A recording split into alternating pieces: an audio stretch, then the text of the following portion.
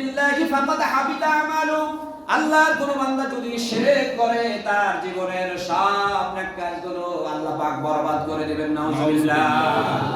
আল্লাহ পাক কোরআন শরীফের আয়াত জীবনের বান্দা শিরক ছাড়া যত অপরাধ আছে সব অপরাধগুলো আমি আল্লাহ maaf করে দেব।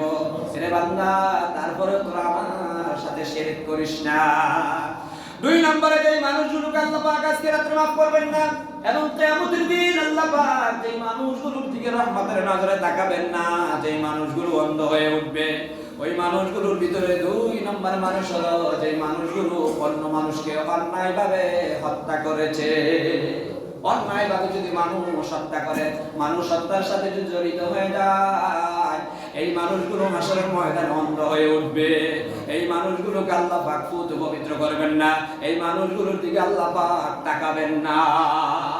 এগুলোর উপর যদি আমল করতো তাহলে বাংলাদেশে কি হত্যা থাকতো? হত্যা হয়েছে কিনা, হয় কিনা, হবে কিনা ভবিষ্যতে? কিন্তু এগুলোর উপর যদি আমল করে, তিনটি কারণ ছাড়া মানুষকে হত্যা করা যাবে না। কেউ যদি ইসলাম কবুল করার পর মুরতাদ হয়ে যায়, ইসলামিক রাষ্ট্র যদি থাকে, তখন সরকার, ইসলামিক সরকার তখন ওই মুরতাদ হওয়ার কারণে তাকে ফাঁসি দিবে। দুই নম্বরে কোন প্রাপ্তবয়স্ক নারী আর পুরুষ, বিবাহিত নারী আর পুরুষ যদি জিনা করে, ইসলামিক সরকার যদি থাকেন, তারা যদি মনে করে জিনা বন্ধ করার জন্য এটাই আইন, কিছুদিন আগে ভারতেও এটা পার্লামেন্টে পাস করার জন্য চেয়েছিল, এইভাবে করবে। জিনা যারা করে নারী আর পুরুষ প্রাপ্তবয়স্ক তাদের ফাঁসির দণ্ড দিবে। তিন নম্বরে অন্যায়ভাবে কোন মানুষকে যদি খামোকা রাজনৈতিক কারণে অথবা ধনসম্পদের লোভে যদি হত্যা করে, তার হত্যার বিনিময়ে তাকেও হত্যা করতে হবে। এই তিনটি কারণ ছাড়া অন্য কোনো কারণে মানুষকে হত্যা করা যাবে না। তাও এটা ব্যক্তি করবে, এটা করবে রাষ্ট্র। এটা কে করবে? রাষ্ট্র। তিন নম্বরে কোন মানুষ যদি হিংসা করে, আল্লাহ রাসূল বলেছেন লা তাহাসাদু ওয়া লা তাবাগাদু, ওয়া মাসাবিদারে, একজন আরেকজনকে হিংসা করিও না, একজন আরেকজনকে ঘৃণা করিও না। ওয়াকুনু ইবাদাল্লাহি ইখওয়ানা, তোমরা সবাই ভাই ভাই হয়ে যাও, আল্লাহর বান্দায় রূপান্তরিত হয়ে যাও। আল্লাহ রাসূল বলেছেন ইয়াকুম ওয়াল হাসাদা ফাইন্নাল হাসাদা তাকুলুল হাসানাত কামা তাকুলুন নারুল হাতাব। ও আমার সাহাবীরা, একজন আরেকজনকে হিংসা করিও না। হিংসা হলো এমন একটা অপরাধ, তুমি যদি তোমার ভাইকে হিংসা করো তার ক্ষতি হবে না, ক্ষতি হবে তোমার নেক কাজগুলো। ওই হিংসা নামক অপরাধটা তোমার নেক কাজগুলোকে খেয়ে ফেলবে। যেমনি ভাবে কামা তাকুলুন নারুল হাতাব, চুলাতে যদি লাকড়ি দেওয়া হয়, আগুন যেরকম আস্তে আস্তে তরুতাজা লাকড়িটাকে খেয়ে কয়লাতে রূপান্তরিত করে দেয়, তুমি তোমার ভাইকে যদি হিংসা করো, যাকে হিংসা করবে তার ক্ষতি হবে না, বরং ওই লাকড়িকে যেরকম আগুন খেয়ে ফেলে, হিংসার কারণে তোমার নেক কাজগুলো তেমন খেয়ে ফেলবে। নাউজুবিল্লাহ। চার নম্বরে, আজকে রাত্রে 4 নম্বরে যারা মাপ পাবে না তারা হলো জাদুকর। আল্লাহ রাসূল বলেছেন ইজতানিবুস সাবআল মুবিকাত, ও আমার সাহাবীরা 7টি ভয়ঙ্কর অপরাধ থেকে দূরে থাকো। তার ভিতরে একটা অপরাধ হলো জাদু করিও না, কারণ জাদু করে কোনো মানুষকে হত্যা করা যায় না। কুফরি যদি করো, এরপরে যদি কুফরি মতবাদ যদি বিশ্বাসী হও, কোনো মানুষকে যদি জাদু করে মারো, প্রকাশ্য দিয়ে মানুষকে হত্যা করলে যে অপরাধ, জাদু করে মানুষকে হত্যা করলে সমান অপরাধ। নাউজুবিল্লাহ। 5 নাম্বার হলো মদ পানকারী, যারা মদ পান করে, নেশা জাতীয় দ্রব্য পান করে, এই মানুষগুলোকে আল্লাহ পাক মাফ করবেন না। নাউজুবিল্লাহ।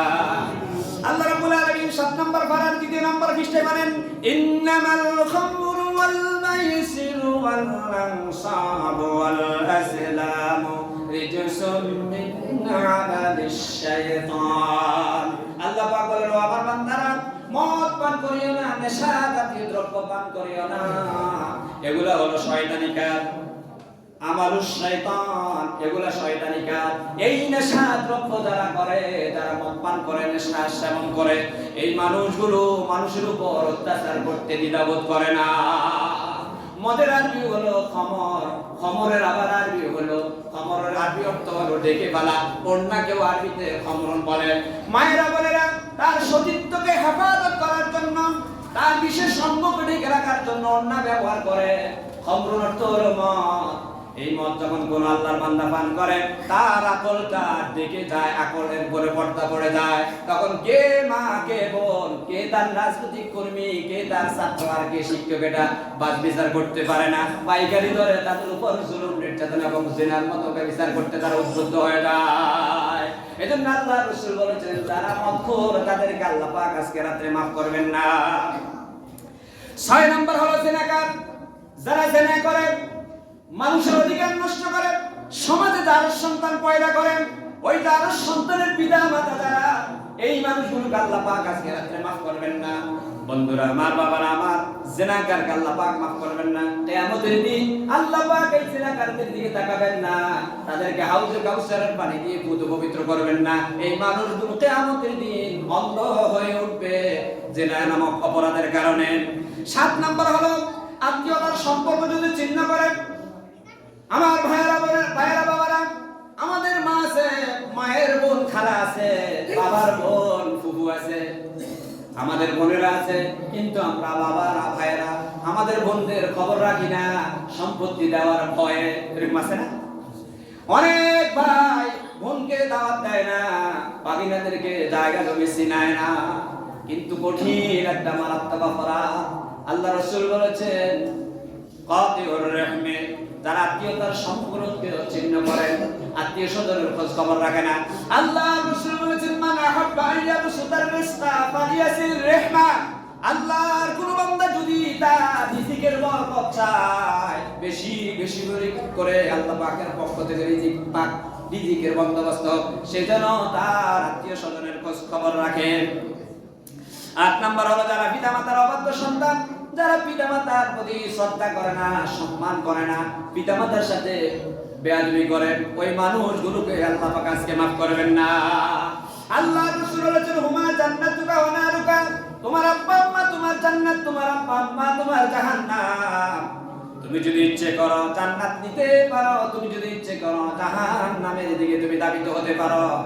রাজার রব্বি ফি রিজাল ওয়ালিদাইন, আল্লাহর কোন বান্দা যদি তার সন্তানের উপর সন্তুষ্ট হয়ে যায়, আর শাহিনের মালিক বলেন আমার বান্দা যেহেতু তার সন্তানের প্রতি সন্তুষ্ট হয়ে গিয়েছে, আমি আল্লাহ আমার বান্দাদের উপর সন্তুষ্ট হয়ে গেলাম। আল্লাহ রাসূল বলেছেন 3 ব্যক্তির দোয়া আল্লাহ পাক ফিরিয়ে দেয় না। 1 নাম্বার হলো মুস্তাজাবুদ দাওয়াত, যারা এক আল্লাহকে রাজি খুশি করার জন্য দ্বীনের দাওয়াত মানুষদেরকে দেয়। 2 নাম্বার হলো মজলুম, যাদের উপর অন্যায়ভাবে জালেমরা জুলুম করে, ওই মজলুম যখন গভীর রজনীতে আল্লাহর কাছে ফরিয়াদ করে, আল্লাহ পাক মাজলুমের দোয়া কবুল করে। আর কোন সন্তানের জন্য যদি পিতামাতা আল্লাহর কাছে দরখাস্ত দেয়, আল্লাহ পাক পিতামাতার দোয়াটাও ফিরিয়ে দেন না, কবুল করে নেন। সুবহানাল্লাহ। সময় নাই, এই কারণে আমি এগুলোর বিশ্লেষণ দিচ্ছি না। 9 নাম্বার হলো গীবত বা পরনিন্দাকারী। পরনিন্দা করা যাবে না, গীবত করা যাবে না, মানুষের পিছনে পিছনে পরনিন্দা করা যাবে না। আল্লাহ রাব্বুল আলামিন বলেন ওয়াইলুল লিকুল্লি হুমাযাতিল লুমাযা, ধ্বংস তাদের জন্য যারা মানুষের পিছনে এবং সামনে পরনিন্দা করে। আল্লাহ রাব্বুল আলামিন আর জায়গায় বলেন ইয়া আইয়ুহাল্লাযীনা আমানু ইজতানিবু কাসীরাম মিনাজ-জন ইন্না বা'দাজ-জন্নি ইসমুন ওয়া লা তাজাসসাসু ওয়া লা ইয়াগতাব বা'দুকুম বা'দা। এই ইমানদাররা মানুষের প্রতি খারাপ ধারণা করিও না, একজন আরেকজনের পিছনে লেগে গিয়ে গীবত করিও না, ছোট করিও না। আইয়ুহিব্বু আহাদুকুম আইয়াকুলা লাহমা আখিহি, তোমরা কি পছন্দ করো তোমার মৃত ভাইয়ের গোশত টুকরো টুকরো করে খেতে? আপনারা কি আপনাদের মৃত ভাইয়ের গোশত টুকরো টুকরো করে খেতে পছন্দ করেন? জি না। আল্লাহ পাক এভাবে বললেন আইয়ুহিব্বু আহাদুকুম, তোমরা কি পছন্দ করো তোমার মৃত ভাইয়ের গোশতগুলো টুকরো টুকরো করে খেতে কি পছন্দ করো? যদি পছন্দ করো মৃত ভাইয়ের গোশত খেতে, তাহলে ভাইয়ের বিরুদ্ধে তুমি অপবাদ আর দুর্নাম করে চলিয়ে নাউজুবিল্লাহ। তাহলে এগুলো যদি আমরা আমল করি, এগুলো সামাজিক শৃঙ্খলার জন্য গুরুত্বপূর্ণ কি না? ইসলাম কি শিক্ষা দেয়? আমরা চাই এগুলোর বাস্তবায়ন হোক। আমরা চাই না অমুক দল তমুক দল ক্ষমতায়, আমরা চাই ওই দলটাই ক্ষমতায় আসুক যেই দলটা সমাজের এই শৃঙ্খলার জন্য এগুলোর কিছু আইন কায়েম করবে। আইয়ুহিব্বু আহাদুকুম আইয়াকুলা লাহমা আখিহি, তোমাদের ভাই ভাইয়ের গীবত করিও না, এক ভাইয়ের গোশত আরেক ভাই খেও না। 10 নম্বর হলো দানের ক্ষেত্রে কোনোদিন কৃপণতা করিও না। পরিবারের ক্ষেত্রে, মসজিদ মাদ্রাসার ক্ষেত্রে, সামাজিকতার রক্ষে কোনোদিন কৃপণতা করিও না। কৃপণ মানুষগুলোকে আল্লাহ পাক পছন্দ করে না। ইন্নাল্লাহা লা ইউহিব্বুল বুখলা, আল্লাহ বখিল যারা, লা ইউহিব্বুল বুখলা, বখিল যারা, তাদেরকে আল্লাহ পছন্দ করে না। বখিল, কৃপণ যারা, আল্লাহ রাসূল বলেছেন মানুষকে তিনটি জিনিস ধ্বংস করে। এক নাম্বার হলো হাওয়াম মুত্তাবাউন, যেই মানুষগুলো নিজেরা কোরআন হাদিস বাদ দিয়ে নিজেদের নেতা নেত্রীদের ওয়ার্ডার মতো চলে, মন মতো চলে। হাওয়াম মুত্তাবাউন, কোরআন শরীফ হাদিস শরীফ কি বলতে কাছেও যায় না। নেতা কি বলছে, নেত্রী কি বলছে, আমার বড় ভাই কি বলছে, সেটাই ওয়ার্ডার, কোরআন হাদিস আমরা মানি না। এই জাতীয় মেন্টালিটি যাদের, তাদের ধ্বংস হয় কিনা, হয়েছে কিনা? বড় ভাইরা আসেনি, আসেনি বড় ভাইরা, যারা অর্ডার দিলে দৌড় দিত, আসেনি এখন কোন বড় ভাইরা? আল্লাহ রাসূল বলেছেন ধ্বংস তাদের যারা বড় ভাইদের অর্ডার মতো চলে, কোরআন হাদিসের অর্ডার মতো চলে না।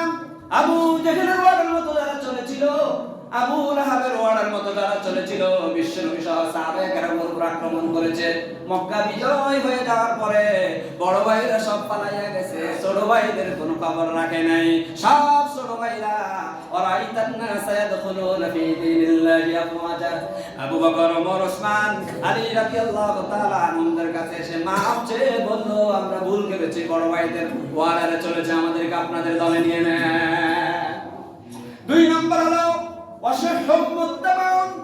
মন চাই মসজিদের জন্য দিতেন, কিন্তু মনের ভিতরে একটা খায়ের সাথে নফসানি আছে রে, মসজিদের জন্য দিয়ে দাস তাহলে তোর পকেটের টাকা কমে যাবে। মাদ্রাসার জন্য যদি দিয়ে দাস, এতিমখানার জন্য যদি দিয়ে দাস, তোর বোনের মেয়ের বিবাহ, তোর বোনের ছেলে অসুস্থ, তাদের জন্য যদি দিয়ে দাস, তাহলে তোর সম্পদ কমে যাবে। ওই নিজের মন মতো চলে, তখন কৃপণতাকে অনুকরণ করে, দান করে না। আল্লাহ রাসূল বলেছেন এই মানুষগুলো আত্মীয়তার থেকে বিচ্ছিন্ন হয়ে যায়, এর সামাজিক বিশৃঙ্খলা শুরু হয়ে যায়। এই বিপদে পড়লে চাচতো ভাই, জ্যাঠতো ভাই, মামতো ভাই, মামু, খালু ভাই, সবসময় কি সবার বিপদ তাই না?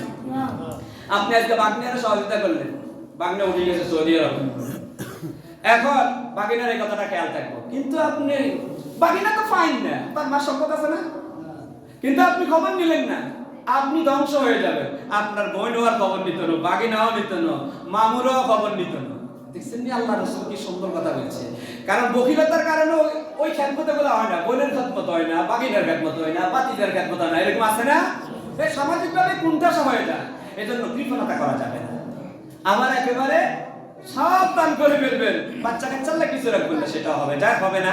এই 10টি অপরাধ যারা করবে তাদেরকে আল্লাহ পাক আজকে মাফ করবেন না।